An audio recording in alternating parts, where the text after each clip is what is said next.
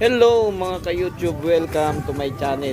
Ali kayo dito sa tabing dagat. Ito, nag-iihaw ako ng mais at masarap tong mais na to na inihaw sa tabing dagat. Dadaling ko doon sa mga kasama ko para naman makapag-almusal sila. Ayan, ayan sila. Oh, ito na ang inyong mais na inihaw.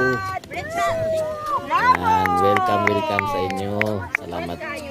At halina kayo rito sa tabing dagat, tayo makapag-relax dito at napakasarap sa tabing dagat. Sariwang hangin ang malalanghap at saka makakaligo ka sa tubig dagat.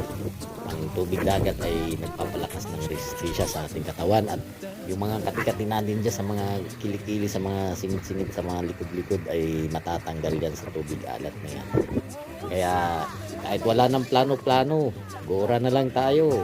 Mas natutuloy pa pag walang plano. Ito po, Siging Inasal. Maraming salamat sa panonood nyo.